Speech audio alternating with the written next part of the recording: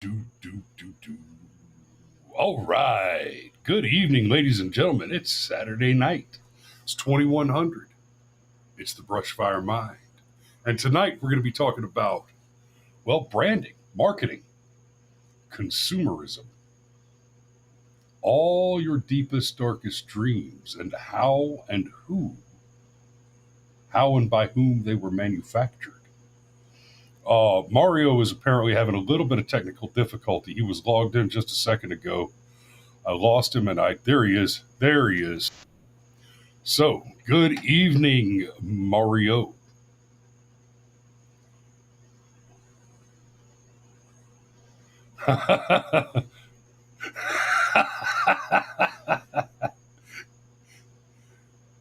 Can you hear me now? We're doing tech support right at the start of the show. That whole sequence, Mario, the best part of that whole sequence there is we were catching trails off the little LED indicator lights on the side of your headset. Based. That's right. So, so this evening, it's the Saturday night special. That means we're going to be here for the freeloaders for about 10 or 15 minutes, or more correctly, until we can read a campaign from Rumble, hopefully. Need a few more bodies watching. We're watching the numbers steadily climb, but I'm watching the numbers climb on a few of the freeloader channels. So, this is Rumble. No, not like that. No. Get off that channel. Get over to Rumble. What are you doing? Get over to Rumble. Ditch your freeloading natures. Get off of YouTube, Facebook, X, all those freebie sites that, because listen, here's how it works. And this is going to be an important part of the conversation tonight because we're talking about marketing and branding. Yes. Let me put this out to you as plain as I can put it. If the service is free, you are the product. Now, yes. That's something you may have heard before, but let's take that to another level. Often, even when you're paying for the service, you are in fact the product. Right? We're going to be talking about psychological manipulation in this conversation. We're going to be talking about a little bit of neurolinguistic programming, some reference to a book entitled The Source Book of Magic, right? I know it sounds like some, wine ant, crystal therapy, hippie in the Bohemian Grove aura nonsense, but no, The Source Book of Magic is actually a textbook on neurolinguistic programming and neurolinguistic hacking. Look, no, Edward Bernays would have been totally fine with a crystal aunt. Okay, every new form of freak, every new derivative of previous freaks spawning more freaks is more brands. Okay, more Correct. Consumer, more consumption, more product. All right, that's what it's all about. And from the perspective of a marketeer, the more niche and tight and visibly radically recognizable your subculture is, the easier you are to infiltrate and, let's be frank, victimize with the psychological warfare that is marketing. Right. If you dye your hair blue and put 17 piercings in each ear, I guarantee you I can sell you 37 T-shirts this weekend. Yep. Yes. If the media discovers or chooses to represent your niche as cool or the it thing, okay, then they could pump and dump your hobby, all right, and make quick money off of it, and then leave you as a has-been, like a fad, okay, and then you'd be in a worse off position than you were before. Think of like Pogs, okay? Pogs became a big deal in Hawaii. It was kind of like trading cards, except it was the top of the juice drink, right? It became a big deal all over the country. We were playing Pogs. Yeah. We had Pogs in New England. And then basically someone pulled the rug out. They figured out, okay, we got our max haul. It's all downhill from there. Pull the rug out of it, and then you couldn't give them away for free. Okay, right. Whereas the day prior, you'd be like, oh, I'll paying $5 for a shiny foil exclusive Pog, and then the very next day you couldn't trade that thing back for a piece of 8x11 blank paper. You could, it had negative value. Okay, that's how they do you. All right. You know what? I had a good slammer. I had a couple of good slammers. I had the tubes with the Pogs in them. I'd play it at school. I'd win matches and win other people's Pogs off of them. Yep. And then I'd sell those. I'd sell the expensive ones, the valuable ones. I'd sell them at the card shop because I understood this thing only has value until it's been smashed to shit by a slammer. Yep. Right. At this point in my intellectual career, we're talking when I was 13, 14 years old. I didn't even really understand. I had barely started to touch on neurolinguistic programming and neurolinguistic hacking, and I'll talk about how I got interested in that long before I was in military intelligence. While you're doing that, let me fix my hair real quick, or I'm going to go nuts. Okay, go for it. I can't take it. Back then, I was playing Magic the Gathering, and I'd play Pogs.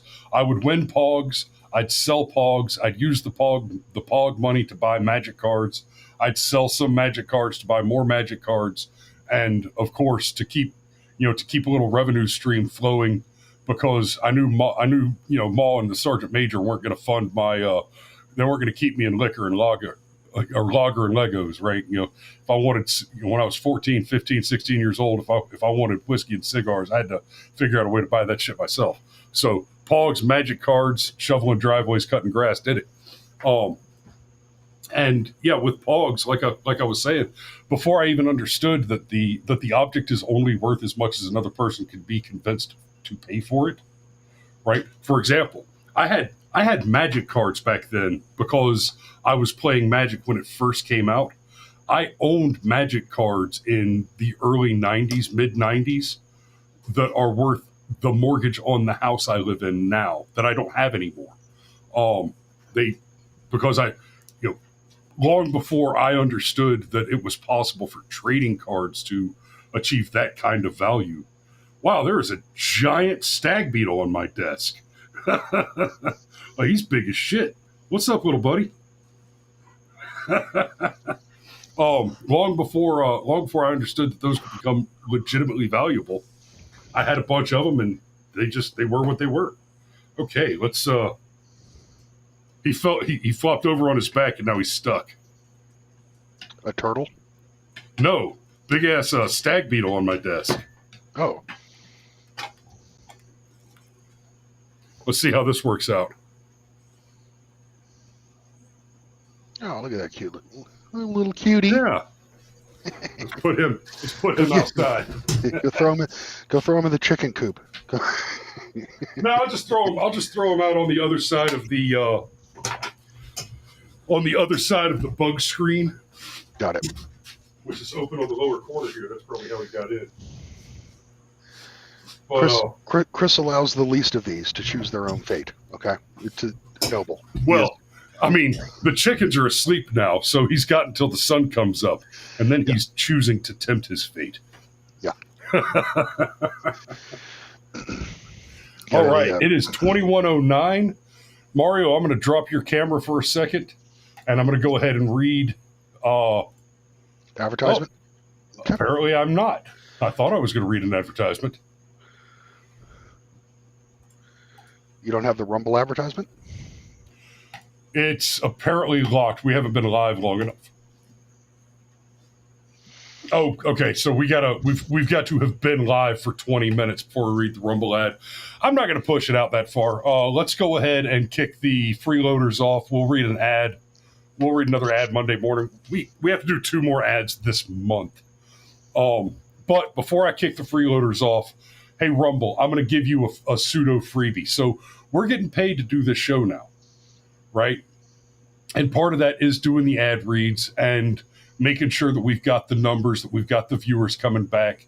To be frank, on these Saturday nights, we usually end up having between 30 and 40 live viewers throughout the course of the show, who stay pretty consistently watching the show. And about a quarter of those will actually comment in the live chat. Guys, I want you actively cracking jokes, asking questions, having a conversation and a debate in the live chat where we can see you and interact with you, that really takes the show to another place. And there is a level of decorum that I hope for. Enforcement measures are very limited, but just there's a level of decorum that I expect. What he's saying there, guys, is he hasn't figured out how to use the band hammer yet. Okay, so if you got any ideas how to fix that, let us know. But all that said, shields are down. Shields are down. All that said, we do want to do a good show, and we want you guys watching it. And the more y'all share the show, right? Tell people about it. In fact, I'll take it this step further. If you've got, we've got the banner here. Send submissions to the show at brushfiremind.com. If you want to trust me with your mailing address or P.O. box, I'd be happy to send you some Brushfire Mind stickers. Right? On, free, just my gift to you. If you email me an address I can send it to, I'll send you some stickers and a handful of business cards with QR codes on them that you can hand out and show to people and just help spread the good message, right? Spread the news, spread the word, help us build the show. Because the bigger we get, the more we can focus on producing content for you guys instead of, let's face it, I like to go and shoot pictures of multi-million-dollar houses, so I'm going to keep doing that at least in some capacity. But I would prefer to spend the bulk of my time with you guys. Yeah. So a couple things here before we go. I want to. JF Bryan says, I'm still a proud owner of an album of Pogs. Okay, well, I was digging through some boxes yesterday, and I found a folder which was a 1993 complete set of Marvel Masterpieces card series. Okay, no shit. I'll open it like, fuck, I soy faced. Okay. They're worth nothing, but I'm going to keep them. That's a treasured memory. I've still got cards floating around the house. I think I don't think I have any Rage the Apocalypse or Vampire the Masquerade left, but I do still have some, what was it, Netrunner? Mm-hmm. Where you had the corporate deck and the hacker deck, right? Yep. And you had to choose whether you're playing the corp or the corpos or the hackers up front. It sounds like some cyber run stuff, yeah. Yeah. Yeah, you had to run ICE, intrusion countermeasure electronics. Nice. You'd have your ICE cards. Yeah, intrusion countermeasure electronics, all that stuff. Battletech, a lot of those. I played the shit out of some card games when I was a teenager. Yeah, that's right. They were expensive. And just want to mention, that's right, Fee is back. Did you get like a nice heavy grit scrubber? Get all that phosphorescence off you, Fee? Or you still glow a little bit in the dark?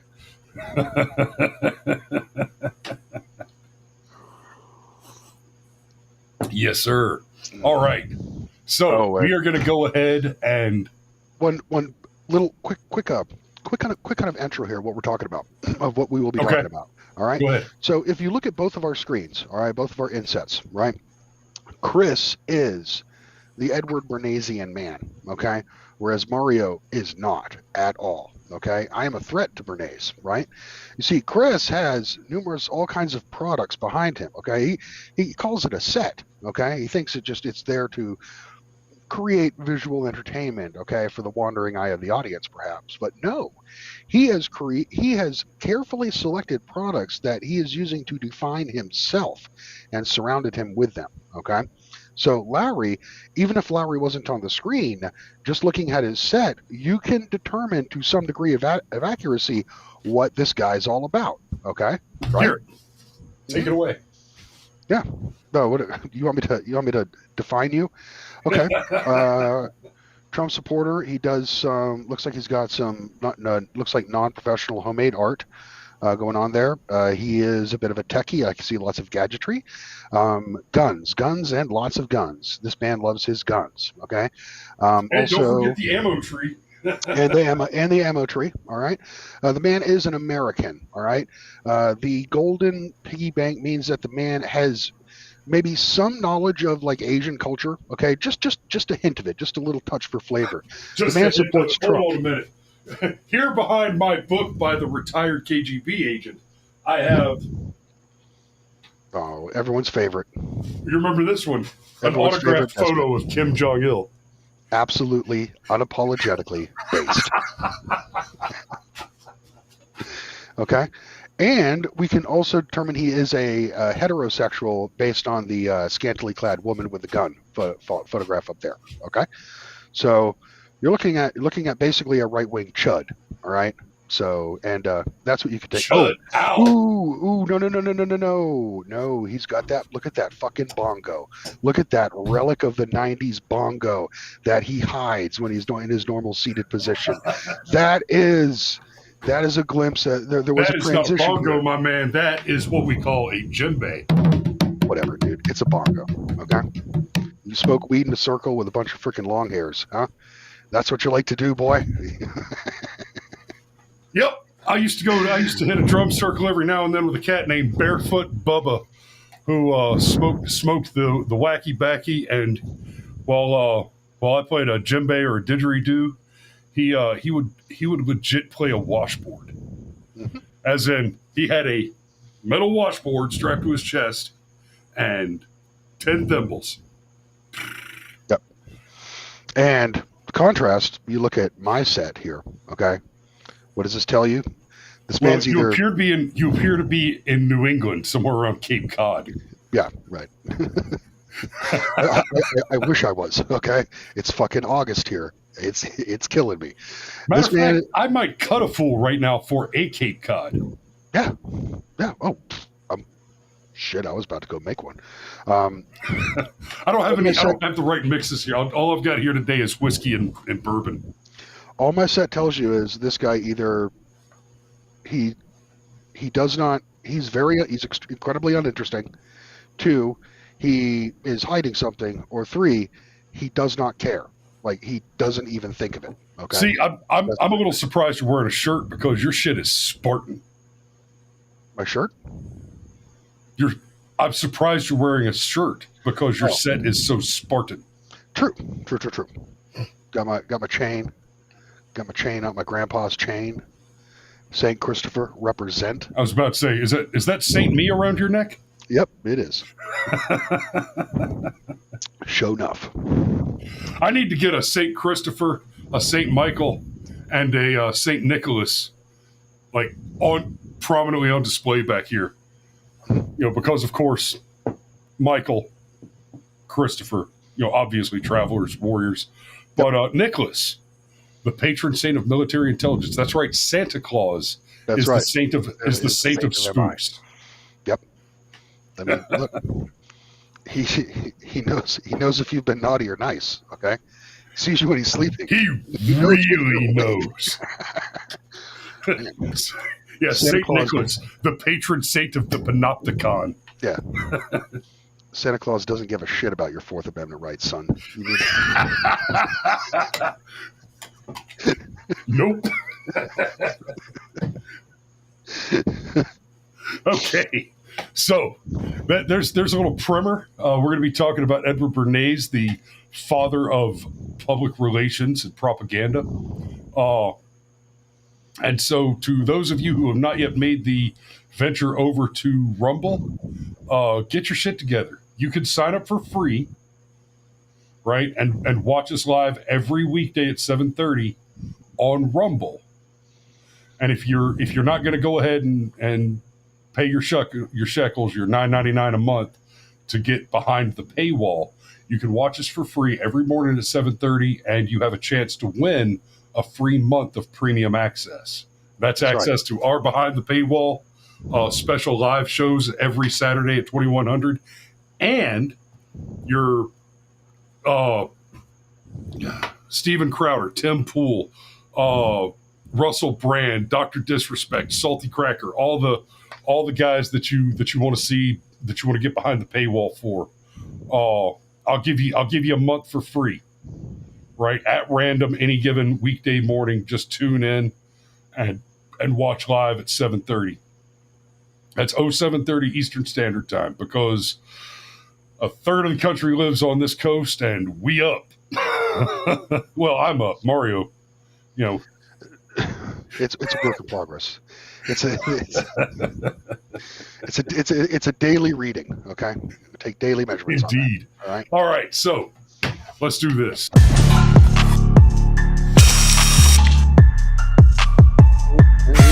Oh yeah. Oh, I almost got it wrong.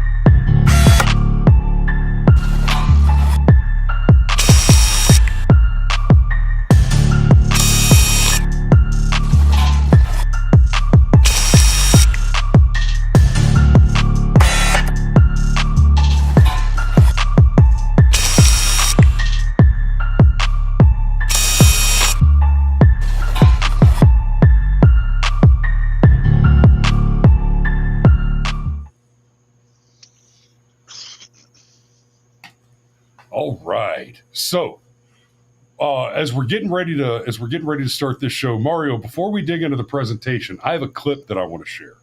Oh, goody. Actually, I've got a couple of clips that I want to share. And is Aaron Olson in the chat? No, he's not. Where are you, Aaron? Yeah, what the hell, Aaron? Upsetting. Where you been, bro? Yeah. I got a few clips I want to share, but we'll start with this one. This is the original first marketing clip from the film Branded. Branded is a film about this topic, and it is okay. We'll take you back, Mario. You remember there was a while there that it was almost impossible to get your hands on a copy of Idiocracy, right? Idiocracy came out. If you guys have never seen it, I highly recommend it. It is hilarious. Yeah. It's the story of a man who is the dead center of the bell curve, E5 in the Army. He's exactly dead average everything, dead average physical, dead average mental, just and generally lazy guy. And the Army chooses him as a sacrificial lamb for an experiment on cryogenic hibernation. They put him and a random hooker into cryogenic sleep, and then the program gets lost, and we fast forward 500 years or a very, very long time into the future, and we find out that what has happened is because all the rich college-educated liberals said, well, we're going to wait. We're not going to have children yet. They're so expensive. And all the dumb rednecks and hillbillies and shaquandrias and shaquitas were just breeding like wildfire. We get to the distant future, and this dead average guy is the smartest man on the planet. And because of that, because the whole world got so stupid, because of your liberal politics and communism, the world is in ruin. And this guy whose average intelligence allows him to understand things like you have to put water. Plants need water. On plants. Plants crave Bronto. Bronto's got electrolytes, right? And dude, that movie's everywhere now. You can find it. You can watch it now. But there was an embargo on that shit for a while there. Branded is kind of like that. Branded tells the story of marketeers. Right? In particular, it tells the story of one marketeer that realizes that the other marketeers, and himself included, are pure evil. And he goes on this revelatory journey where he actually begins to see the branding monsters, the parasites of the mind parasites that are the brands. And Mario, I haven't seen this movie since probably the year after it came out. It came out in 2012, and I haven't seen it since probably the year after it came out. I've seen it. I watched it twice. It's a little high. It's a little highbrow, a little high-handed. Definitely a high IQ film because it deals with some high-level philosophy and psychology stuff. Mm-hmm. Intense film. Scary on a lot of levels. Here, drop your camera. Take a look. Here is the world's first marketing. What are you talking about? I mean, it was Lenin who invented marketing in 1918. He found an absolutely unique way to sell people the idea of Soviet communism. Factories to the workers, land to the peasants, peace to the soldiers. He made the product promise one thing: happiness. That's marketing. How old are you? Okay, that next clip might be a little too based for this context. Yep. AC asks, okay, Angry Conservative asks, Chris, did you hear what Rumble did? I did not. Why don't you give me a brief summary in the chat? I'm not going to spend too much time on it because it's off topic, but give me a brief summary in the chat or give me a call tomorrow because I'd like to know. Is it good? I doubt it. I hope it's good.